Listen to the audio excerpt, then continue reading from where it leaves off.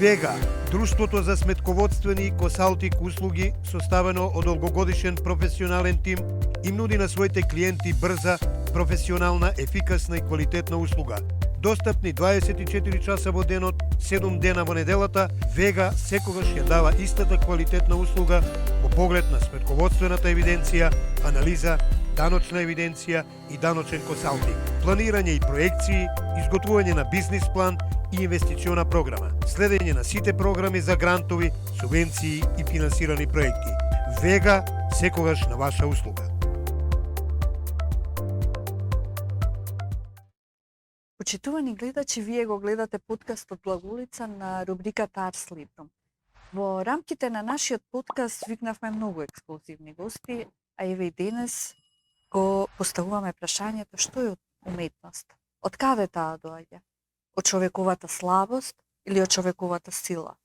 Дали ни е од Бога дадена или ни е дадена од некој демон натре кој што спие во нас? Дали уметноста е онаа смисла на животот која што се јавува како љубов и како жртва? На сите овие прашања на кои што еднаш ги постави Андреј Тарковски, денес ја прашуваме нашата позната режисерка, асистентка на Универзитетот Европа Прима на актерска игра, многу позната во нашата јавност, по своите брилјантни представи, по својот интелект, по својата продуховеност и голем е списокот за кој што можат квалитетите да се набројат за Теја Беговски.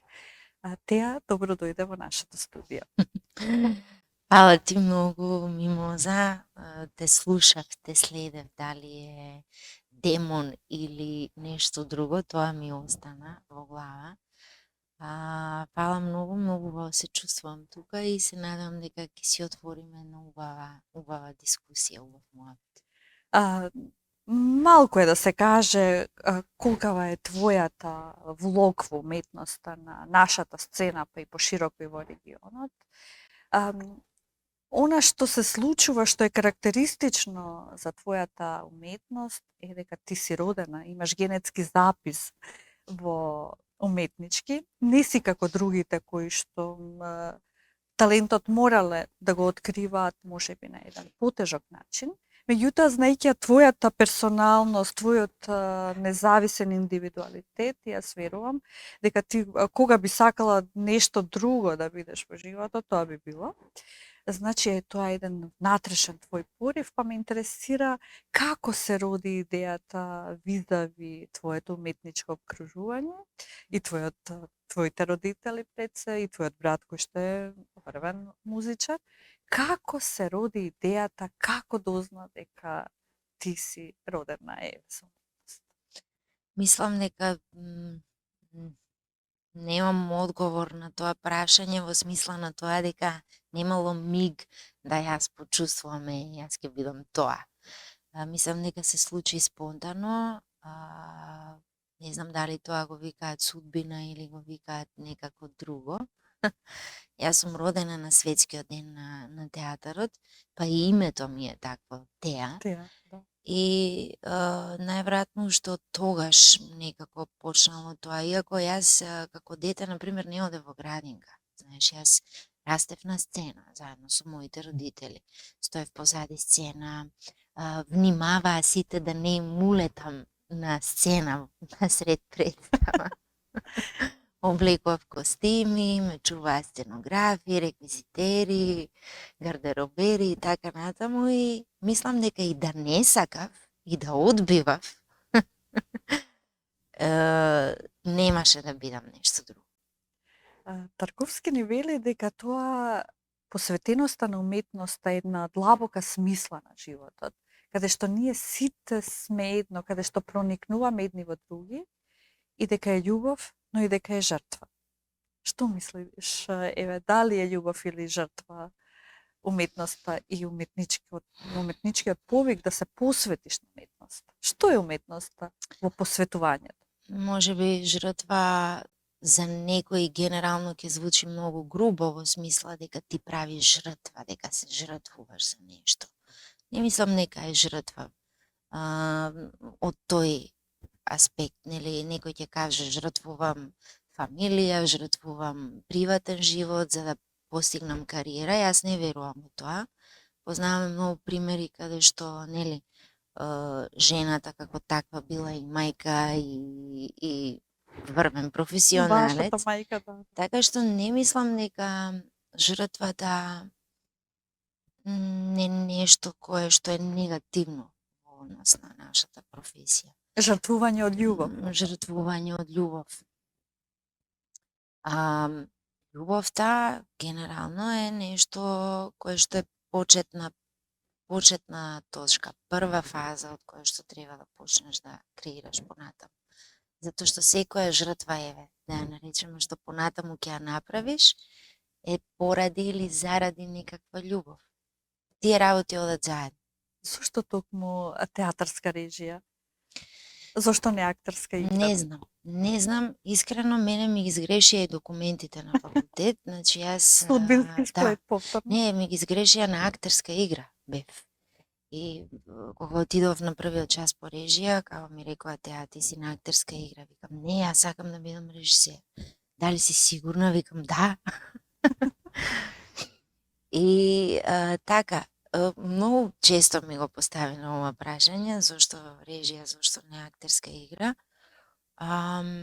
Нескромно ќе кажам, мислам дека актерството многу силно го чувствувам. Некако многу силно поминува низ мене, природно. И сакав нов предизвик, нешто друго, нешто ново.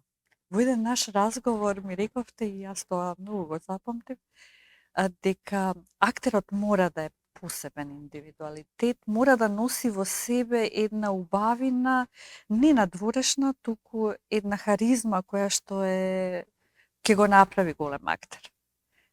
Кој е тоа, што е она што работите вие сега, сте асистент на Универзитетот Европа Прима, на малку скокнав тој дел од кога студиравте, ќе се вратиме на тоа. Ми велите дека се препознаваат актерите веднаш на прв поглед во давањето на улога. Што треба актерот да има за да се издвои од толпата? Има актери кои што, како се вели, како што кажете, од Бог им е даден талентот. Бог или нешто друго, нешто кој како си го нарекува. На некој тоа му е просто дадено, но некој со голема работа, со многу работа, со голем труд ги постигнува не истите, но меѓутоа постигнува резултати. Еден актер треба да има спонтанност. Треба да биде искрен. Треба очите да му бидат искрени. Затоа што најголемиот инструмент, така да го наречам, со кој што актерот владее на сцената и на филмското платно се неговите очи. И мислам дека се е во очите. Многу искреност треба да има тука. Без лага, без никаква лага.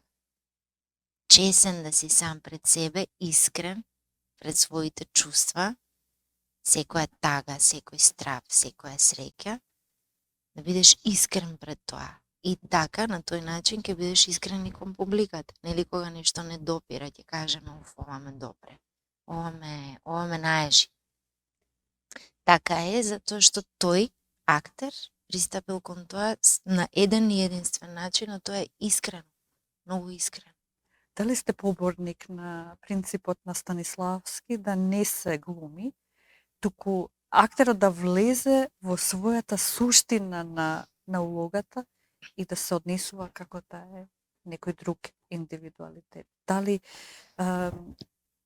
веднаш, на една одредена представа да отидете, веднаш гледате кога тој принцип е запазен, кога актерот без никаков проблем тука го се дава себе си во улогата и постои максимална идентификација, а друго е кога тоа има една дистанца помеѓу личноста и помеѓу улогата, помеѓу персоната и човекот. Персона, знаеме дека во уште атињаните, кога се играла античката трагедија, била улогата која што игра и е независно од човекот.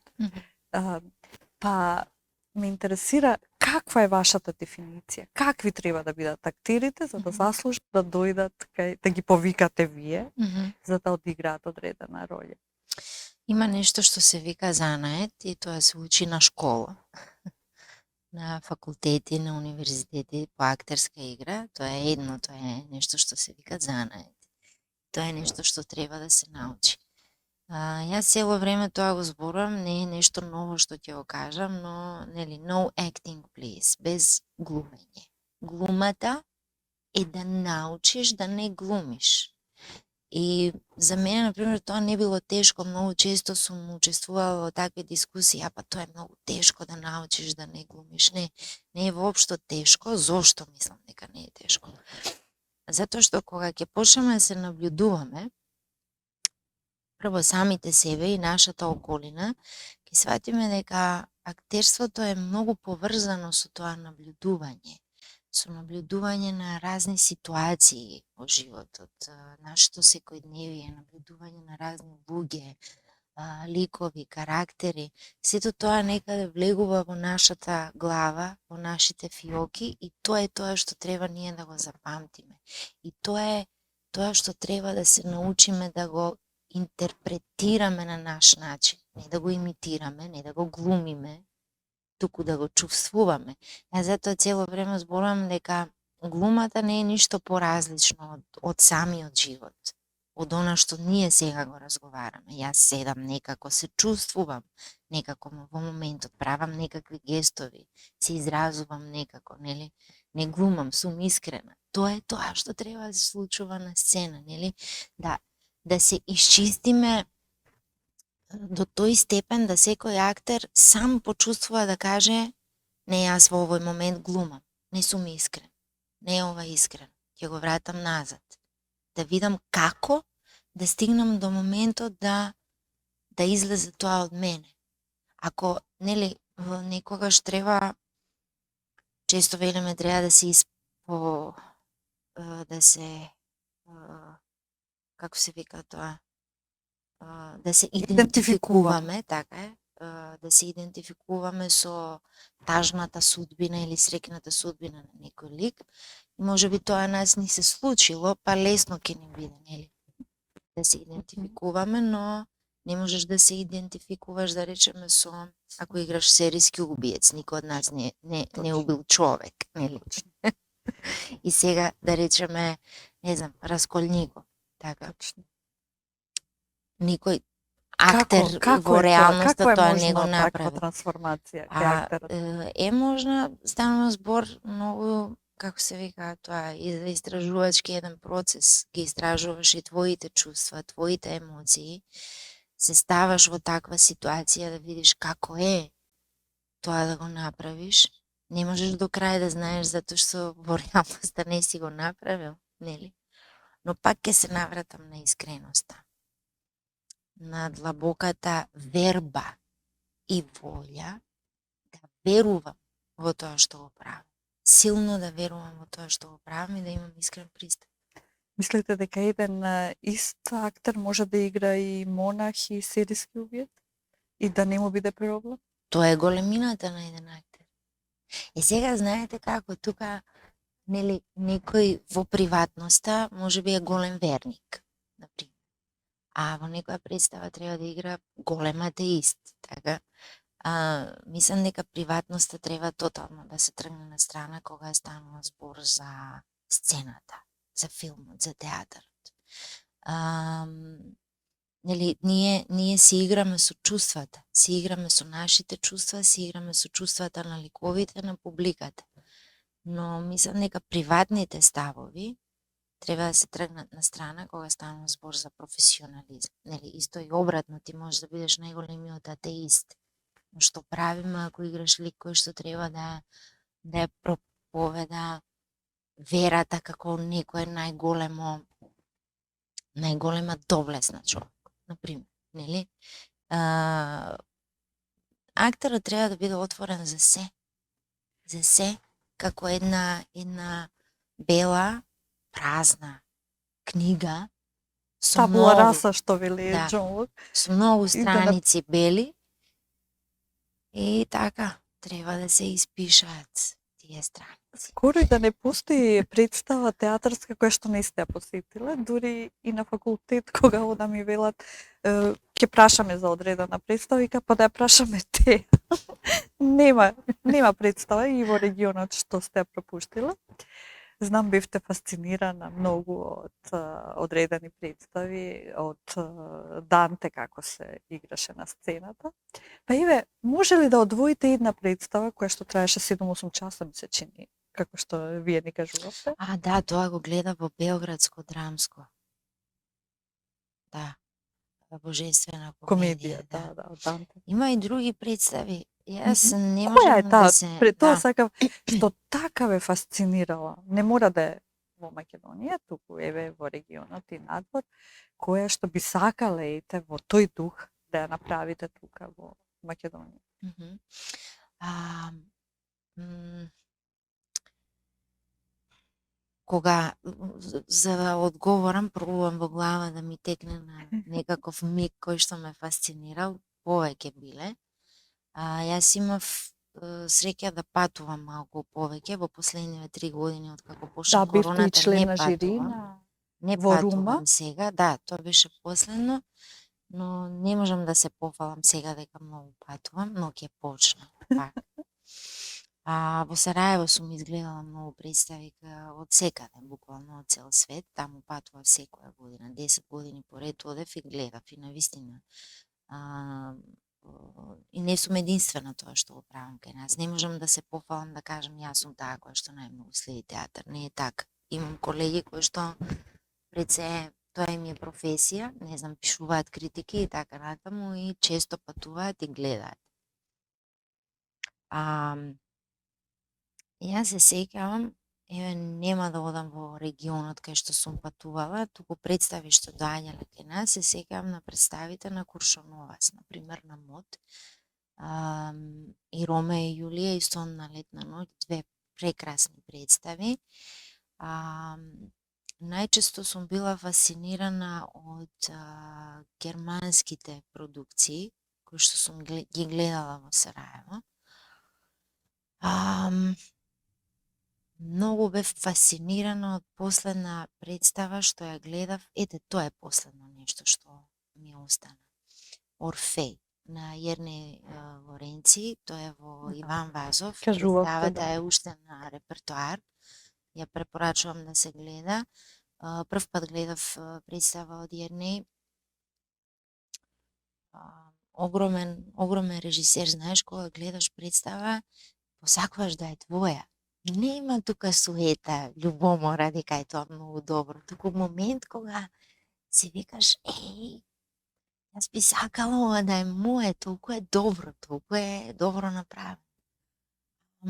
Тоа се многу големи режисери, од нив може само да се учи. Јас би ја гледала уште 10 пати представата, затоа што имам што да научам од таму. Тоа е театарски режисер од типот на филмските режисери како Сорентино во помодерната естетика, Тарковски и така натаму, кои што одат длабоко, не само во една тема, туку ти имаш прв план, втор план, трет план, обработува многу теми каде што и се е некако врзано со смислата на животот, смислата на човечкото постоење. Љубовта е ненадминлива тема, таа постои во сите филмови на Сорентино, па верувам и во сите представи на Јернеј. Но исто така представата ќе избавам не само од режисерски аспект, туку и од актерски аспект, каде што актерите не само што се гледаше актерска дисциплина на сцена и одговорност, туку огромна присутност. Мислам дека тоа е нешто многу важно за актерите. Присутност. Да си присутен сега и тука. Знаете, тоа сега и тука често почнува веќе да звучи клише, ама не е така. Колку повеќе му се навраќаме на тоа сега и тука, не само на сцената, туку и во самиот живот. Да си сега и тука присутен. Сега се гледаме во очи, сега разговараме. Тоа е актерството. Овој Јас момент е најважен од сите да моменти. му се даде важност на моментот сега и тука. Тоа го видов колку беа 20 на актери на сцена. Немаше еден миг на неприсутност кај било кој актер. Одамна немам гледано таква компактност и голема присутност со тело, со ум, со чувства на сцена. Таков театар сакам да гледам.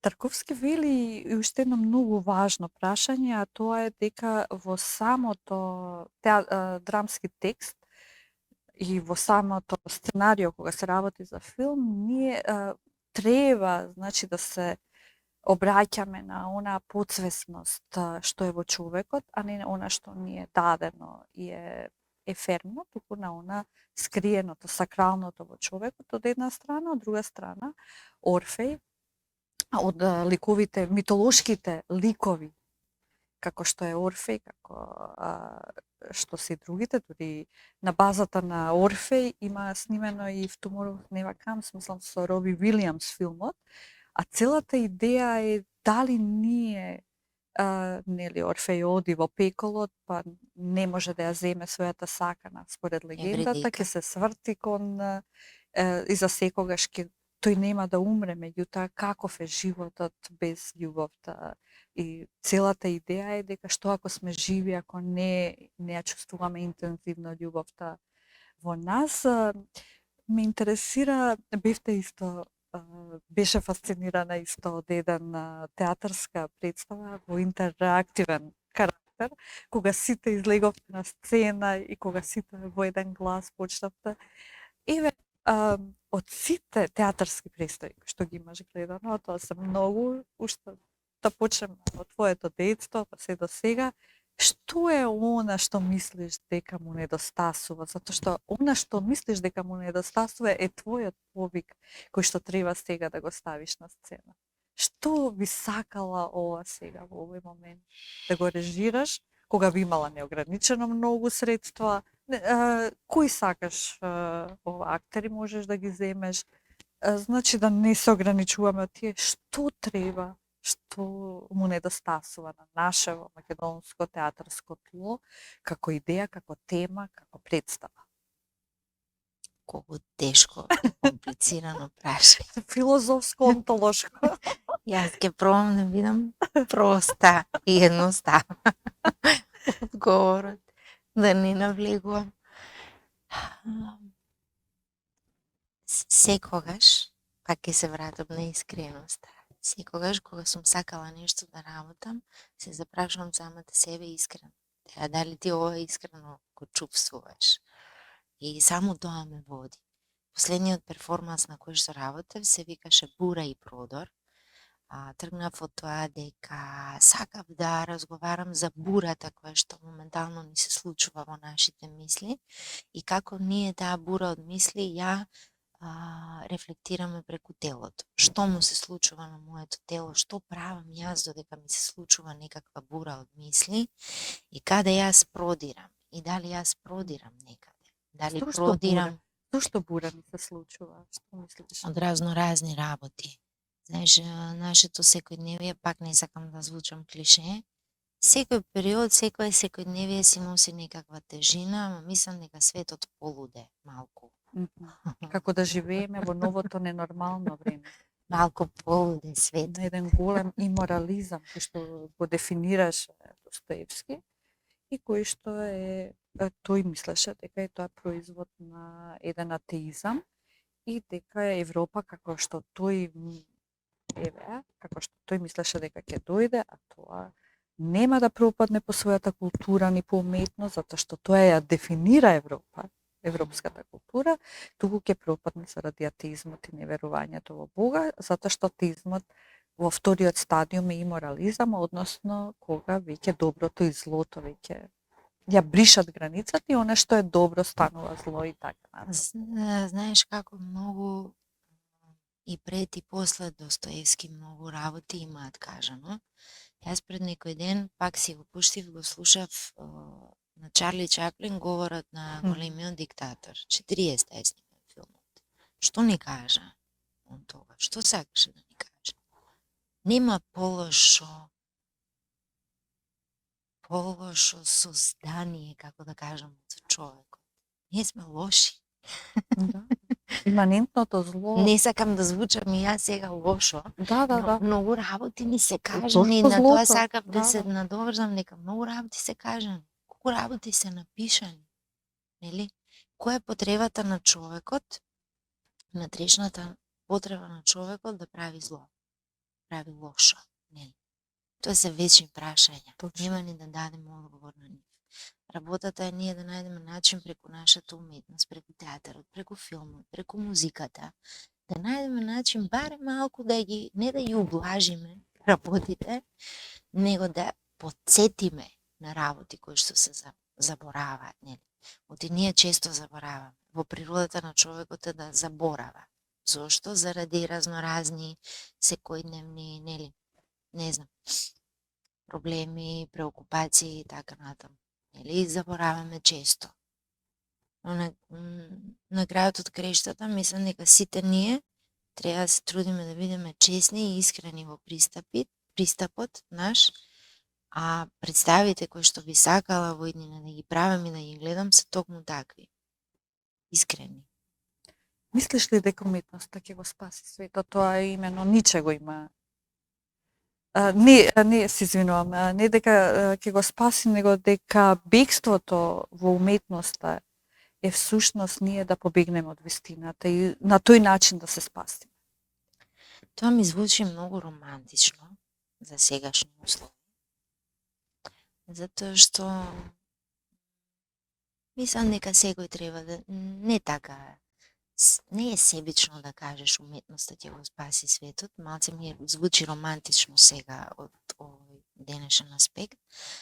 Мислам дека секој треба да си го најде својот спас и тоа не е ништо, не треба никого да го осудуваме каде ќе го најде тоа. Во смисла,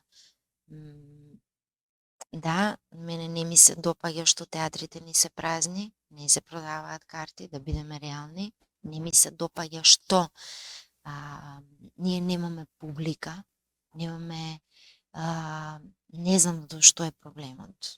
Образование, не сакам да ги отварам тие теми, но генерално ние Не одиме во не театар. одиме во театар. Еве јас иако работам во институција, работам во драмски театар, меѓутоа често практикувам да работам и независни проекти, тоа е мојата љубов, јас тоа го сакам и го правам тоа. И не сакам ни да почнам да ти зборувам колку ние се мачиме со тоа да стигнеме до некаква бројка на публика. No. И сега ние велиме уметноста ќе го спаси светот. Затоа ми звучи романтично. Јас го сакам тоа. Сите ние го сакаме тоа. Но ајде да тргнеме од тоа да секој да си го најде некаде некако. Знаеш, сега ние разговараме за тоа уметноста ќе го спаси светот, ама моментално тие деца кои што се дел од војната, не знам баш уметноста дали ќе го спаси нивниот живот денес, нели? Сакам да кажам, треба секогаш да ги гледаме двете страни на нештата. Оти што е добар филм или добра театарска представа.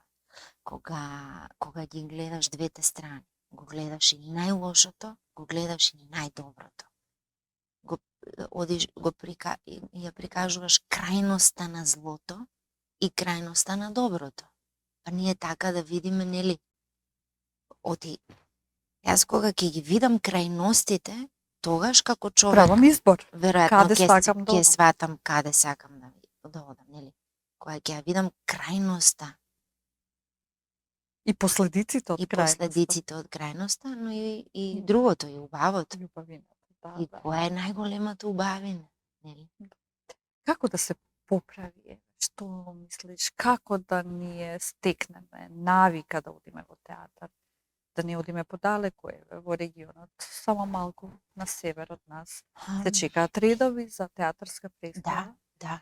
И тоа, дали се имаме квалитетни актери, имаме квалитетни представи, имаме убави театри, екипирани. барем еве јас зборувам од како Мгм. публика, не сум работела никогаш во Да, театар, да. за да знам што е внатре, меѓутоа како публика имаме се како да дали образование, дали домашно воспитување, како да заживее тој конечно кај нас културен живот и театарот да стане еве наша втора природа, затоа што тука е животот. Учиме ние од големите мислители не само од книгите. Театарот е една друга, па и филмот, еден друг приказ на големите вистини кои што ни го даваат, Мгм. еве како што каже и ти, изборот на животот, а тоа не е мала работа. Мгм. Не е театар забава, не гледам дека луѓето театарот кај нас го сведоа на комедија, сакам одам да се смеам, па да се... Театарот носи една филозофска, онтолошка, етичка детерминанта каде јас во животот после. Затоа што ни го кажува животот. Го спомнавте и Шекспир, Хамлет и сонот на летната ноќ. Како јас, читајќи го Хамлет, ако не се променам, значи нешто фундаментално во мене не е во ред. Во таа смисла гледањето на еден Хамлет, гледањето на сонот на летната ноќ, кај мене ги прави оние фундаментални поместувања. Во таа смисла, што недостасува кај нас, за да еве имаме едно масовно одење во театар? Дали нови свежи представи ни треба? Дали тематски треба повеќе да живееме со времето во кое што сме?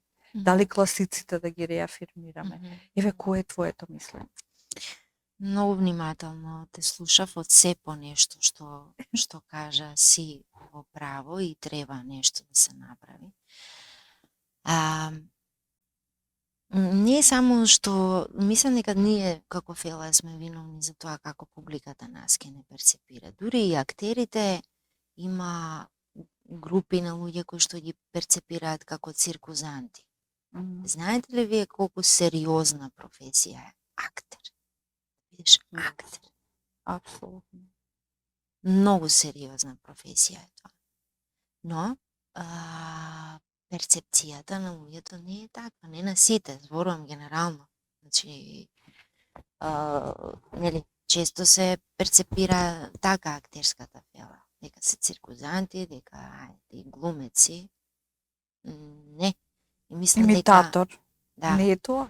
И мислам дека не знам кој е виновен, но можеби и ние така во одредени ситуации некој од нас така се има поставено и тоа има станато некаква навика. Но во регионот каде што следев, например во Белград кога сакав да гледам представи, месец-два месеци унапред си купував карти. За да гледам представи. Прво, мислам дека не можеме многу да се споредуваме со нив, затоа што имаат огромни финансиски, како се вика, им помагаат многу финансиски, имаат сериозно големи спонзори, кои што им помагаат, не само државата, туку и приватни компании, тоа кај нас не постои. Кај нас приватниот бизнис сектор не сум чула јас, може би грешам, мислам дека не помага на театрите. И тоа е многу убава пракса во нашите соседни држави. Да, апсолутно. И сега, по однос на воспитувањето, тоа што го спомна, дали е образование, дали е домашно воспитање, ние се од тоа е помалку. Нели? Мислам дека сите ние како индивидуалци треба да тргнеме да се трудиме, нели? Но на крајот како ќе се постави општествениот систем, така и ние ќе се однесуваме, нели? Ако се тргаат книги, јас не следам, немам уште деца за да следам што сега учат децата. Еден период работев со деца па следев. Ако им ги тргаат одредените класици од програма или не знам, македонска литература која што треба да се помине, тогаш, нели, кој е крив? Да, така? се е јасно. Кој е крив? Зошто јас на моето дете би му дала, нели, не знам, не се занимавам со уметност, не сум режисер, немам појма што чита моето дете, нели? Зошто би му дала да чита одредена книга која што нема во програма. Пример кажувам.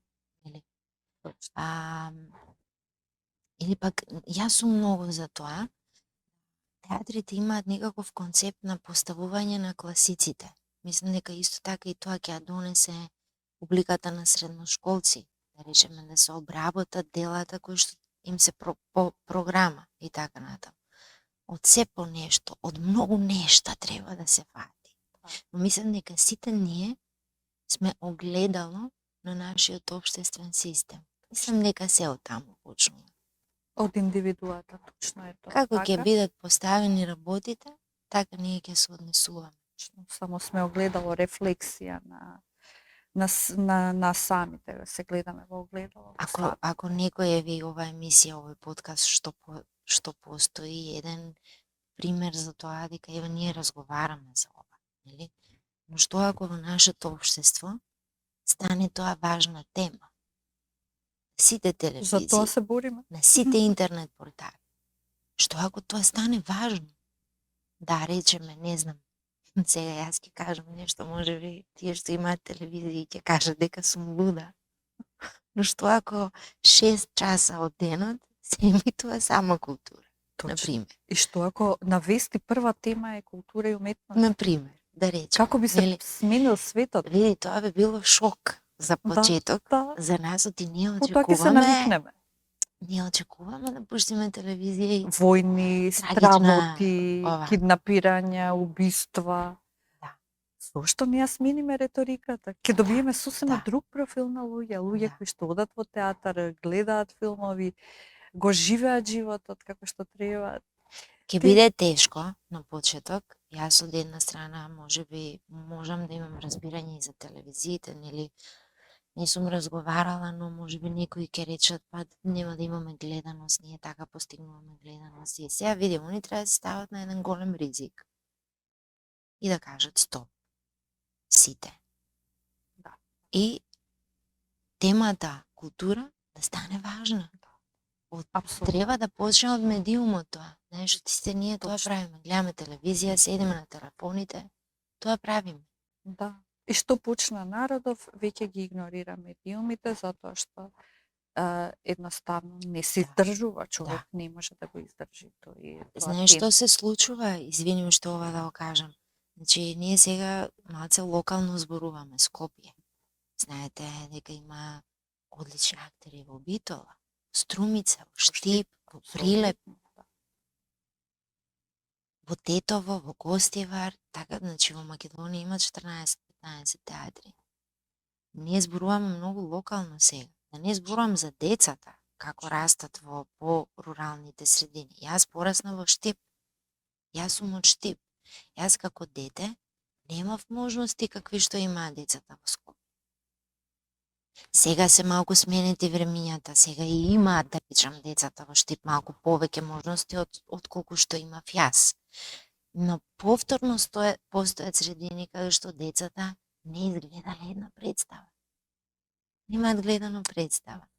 И сега ние треба, нели, малце како мрежа некоја да се врзат театрите, да се, нели, да станеме шетачки театри, што вели нашиот режисер Денчов, да одиме кај публиката, да оди театарот кај публиката и така некако да заживее таа љубов.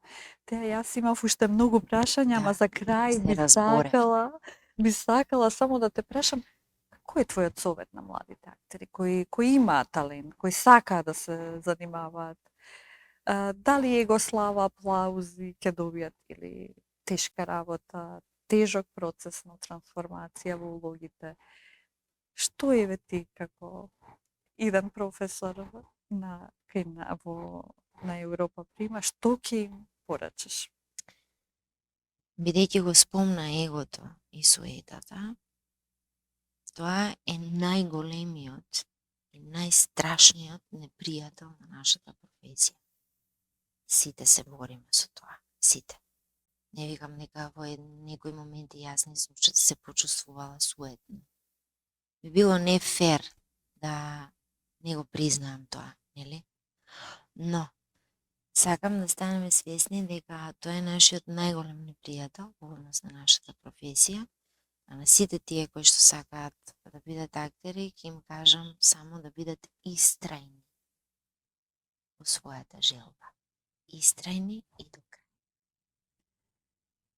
Ти благодарам многу за ова. Едно беше предавање за младите актери, затоа што советите кои што ти ги даде денес беа бесценети. Ти благодарам многу и ќе го продолжиме во некоја друга прилика разговорот. Почитувани гледачи, ова беше Теја Беговска со прекрасните ни заклучоци како да ги смениме некои работи, како да се однесуваме во општеството и еве да заклучиме дека на вистина понекогаш уметноста постои за да не спаси од вистината. Ви благодариме за што ја гледавте емисијата до крај и следете ни понатаму на YouTube.